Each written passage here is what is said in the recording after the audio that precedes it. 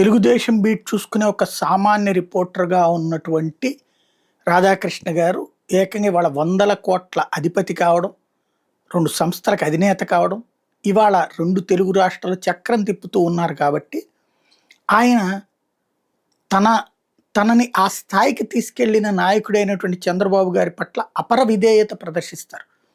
ఈ అపర విధేయతలో ధర్మం, న్యాయం లాంటిది ఏమీ ఉండదు. బాబుగారే ధర్మం, బాబుగారే న్యాయం. ఆయన కోసం ఆయనకి ఇబ్బంది కలిగించే ఎవరైనా చచ్చిపోవాలని కోరుకుంటాడు. రాజశేఖర రెడ్డి చావునైనా సరే నీచాతి నీచంగా చూపెట్టగలడు. జగన్మోహన్ రెడ్డి చచ్చిపోవాలని కోరుకుంటూ ఎడిటోరియల్ కాలంలో రాస్తుంటాడు. అట్లాగే జగన్ టైంలో స్ట్రాంగ్గా ఉన్న అధికారులు ఇప్పుడు వాళ్ళని టార్గెట్ చేస్తూ వేటాడుతున్నాడు. ఆ రోజున ఉన్నటువంటి సంజయ్ అనే అధికారి మీదన 100 కథనాలు రాశారు. అవేమీ ధృవీకరణ కాలేదు. చివరికి ఏసీబీతో రైడ్ చేయించారు. ఏమీ లేదని తేలింది.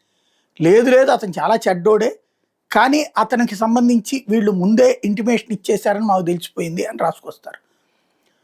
నిజాయితీ కలిగినటువంటి ప్రవీణ్ ప్రకాష్ లాంటి వాడిని దొంగం చేశారు. అదే సందర్భంలో అద్భుతమైనటువంటి సేవలు అందించగలిగినటువంటి అధికారులందరినీ దొంగల్ని చేసుకొచ్చారు. సమాజంలో మంచి పేరుతో ఉన్నటువంటి వాళ్ళందరినీ కూడా, న్యూట్రల్గా ఉండేటటువంటి వాళ్ళని కూడా బురద చల్లుతుంటాడు ఆయనే.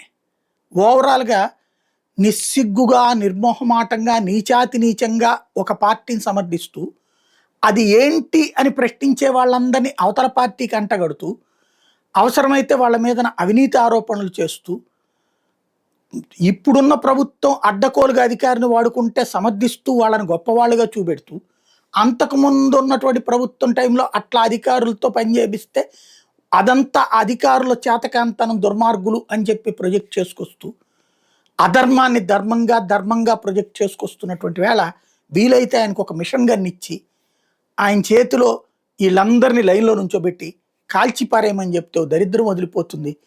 జర్నలిజం అప్పటి నుంచి ఆయన నిజాయితీగా చేస్తాడేమో తెలుస్తుంది.